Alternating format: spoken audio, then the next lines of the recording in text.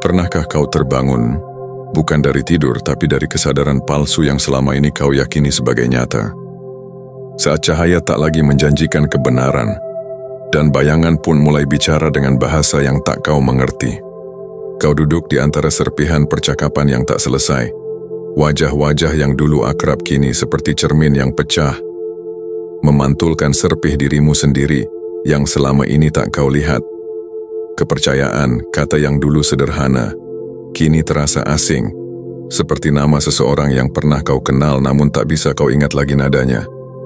Apa jadinya dunia jika fondasi yang menopangnya ternyata hanya fata morgana? Siapa yang akan kau pegang saat semua tangan terasa dingin dan rapuh? Di tengah senyap itu kau mulai mendengar sesuatu, bukan suara tapi gema, bukan jawaban tapi panggilan. Dan untuk pertama kalinya, kau menyadari perjalanan ini bukan lagi tentang menemukan siapa yang bisa dipercaya, melainkan apa yang tersisa saat kepercayaan itu sendiri runtuh. Kepercayaan bukan sesuatu yang diwariskan, bukan pula sesuatu yang bisa dibangun semata dengan kata-kata.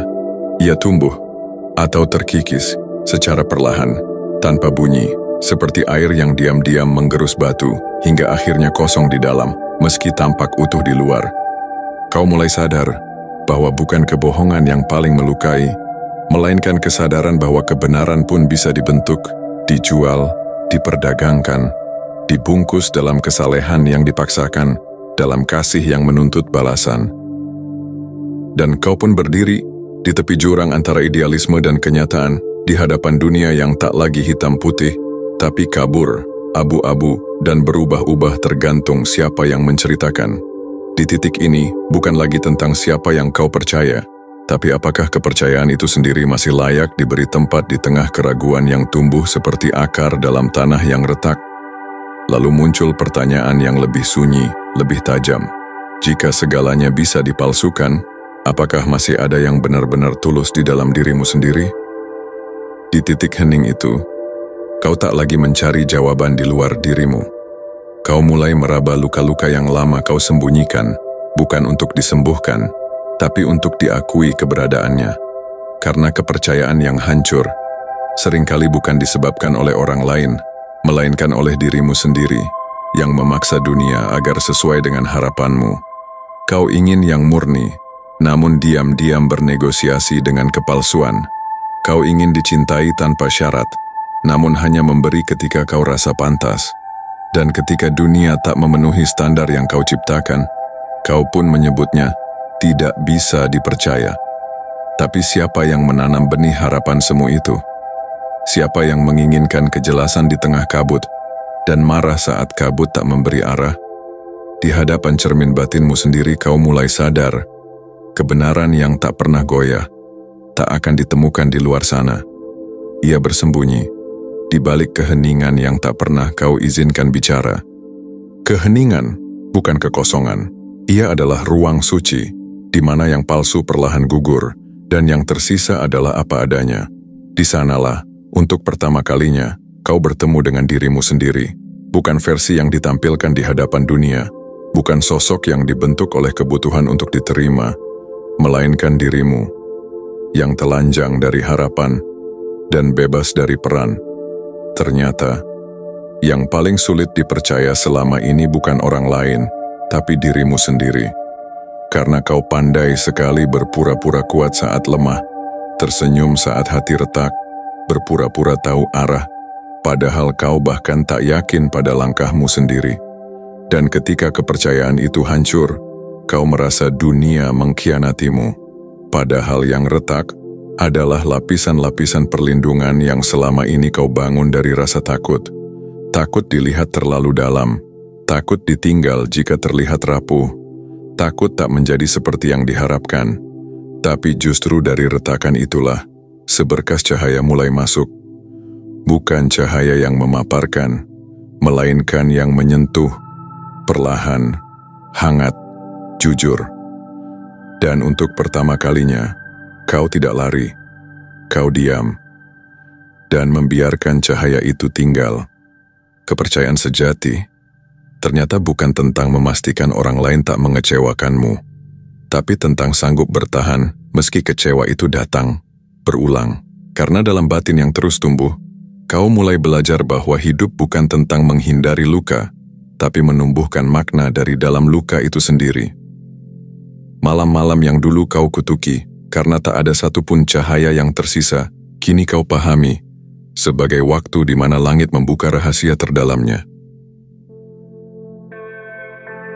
Diam yang dulu menakutkan, kini menjadi altar tempat jiwamu bersujud. Tanpa suara, tanpa bentuk, tapi penuh kehadiran yang tak bisa dijelaskan dengan kata.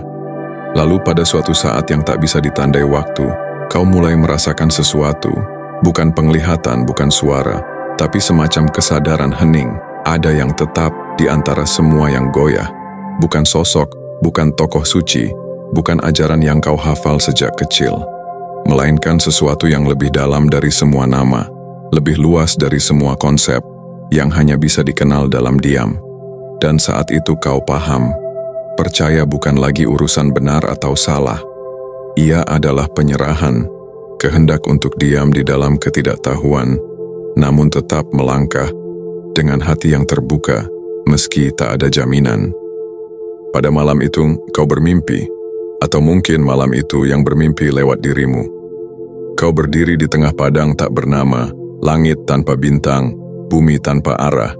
Hanya satu hal yang terasa nyata, keheningan yang hidup. Bukan sunyi yang kosong, tapi hening yang mengawasi. Seolah semesta tengah menunggumu berbicara. Tapi tak ada kata yang keluar, hanya napas. Dan dari napas itu, kau mulai mendengar sesuatu, bukan suara, melainkan rasa yang tak bisa dijelaskan. Rasa bahwa kau dikenali, bukan sebagai siapa, bukan karena apa, tapi sebagai ada itu sendiri.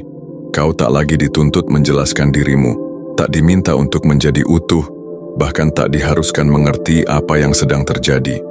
Yang diminta hanya satu, berdiam dan hadir. Dan untuk pertama kalinya, tak ada rasa perlu melarikan diri, tak ada dorongan untuk menemukan makna. Karena makna bukan sesuatu yang kau kejar, ia adalah sesuatu yang muncul saat kau berhenti menuntut. Di tengah padang kosong itu kau justru merasa penuh, bukan oleh jawaban, tapi oleh kesadaran bahwa tak semua yang tak bisa dipercaya perlu dihindari. Beberapa hal memang ditakdirkan untuk goyah, agar kau bisa kembali pada yang tak bisa digoyahkan. Dari jauh, di tengah padang sunyi itu, kau melihat sosok. Ia tidak datang dari luar, ia muncul dari dalam matamu sendiri. Wajahnya tak jelas, tidak berwujud laki-laki atau perempuan, tidak muda, tidak tua. Tapi saat ia memandangmu, kau merasa seluruh isi dirimu terbaca, tanpa satu kata pun diucapkan. Sang saksi, bukan guru, bukan hakim, bukan penyelamat. Ia hanya ada, mengamati segalanya, tanpa komentar, tanpa keinginan untuk mengubah apapun. Kau ingin berbicara, ingin menjelaskan mengapa hatimu lelah, mengapa kau merasa tak bisa lagi percaya siapapun, mengapa hidup terasa seperti labirin tanpa pintu keluar. Tapi sebelum satu kata pun terucap, kau tersadar, ia sudah tahu. Bukan tahu seperti manusia memahami sesuatu, melainkan tahu seperti api tahu cara membakar, seperti laut tahu cara menenggelamkan. Sang saksi tidak menghibur, ia tidak menawarkan harapan, tapi dalam tatapannya, ada kedalaman yang membuatmu tak ingin pergi.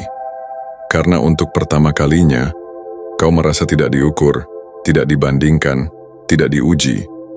Kau hanya dilihat apa adanya, dan itu cukup. Tak ada bibir yang bergerak. Namun kau mendengar sesuatu, bukan dengan telinga, melainkan dengan bagian dari dirimu yang selama ini tertutup, kesadaran yang hening. Suara itu tak bernada, tapi terasa jelas. Kau mencari kepercayaan, padahal yang kau butuhkan adalah keberanian untuk melihat bahwa tidak semua harus bisa dipercaya untuk tetap dijalani. Kau ingin menjawab tapi tak tahu harus mulai dari mana. Semua pertanyaanmu terasa kecil di hadapan kehadiran yang tak menghakimi itu. Lalu gema itu kembali lebih dalam. Kau terluka bukan karena dunia berbohong, tapi karena kau ingin dunia selalu jujur padamu, bahkan ketika kau sendiri belum jujur pada dirimu sendiri.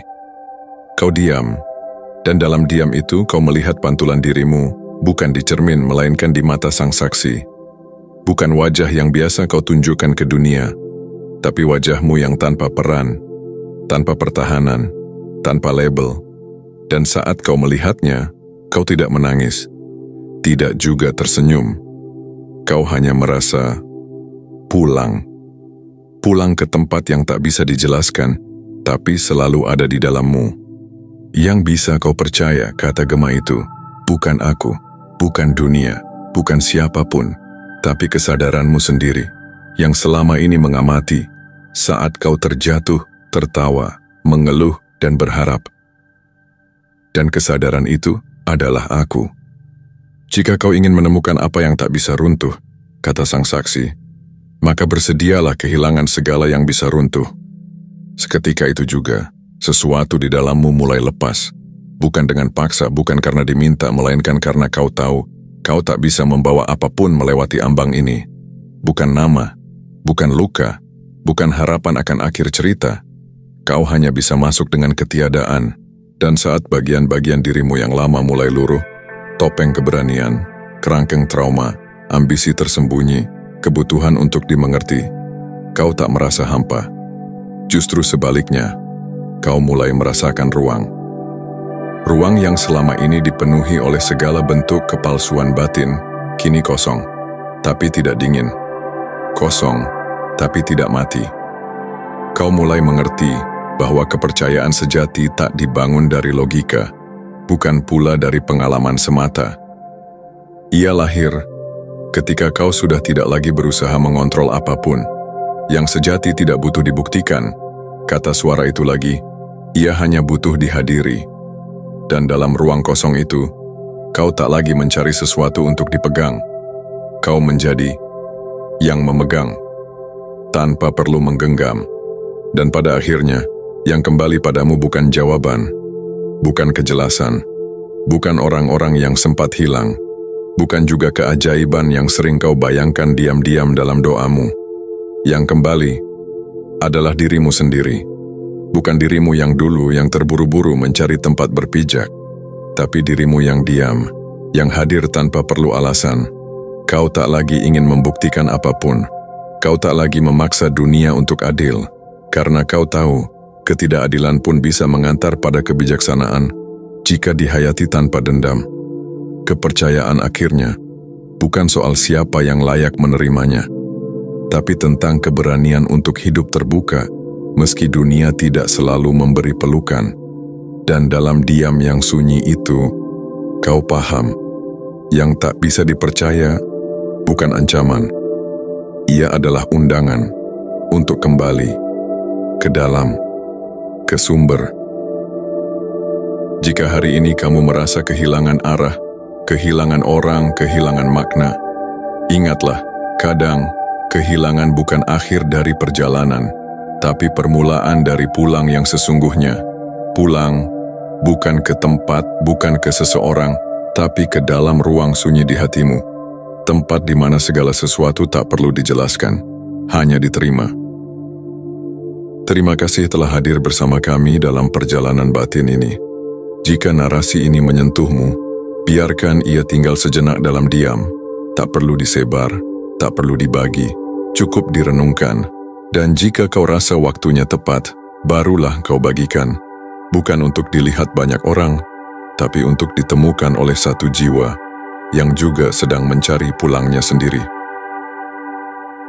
Sampai jumpa di ruang sunyi berikutnya.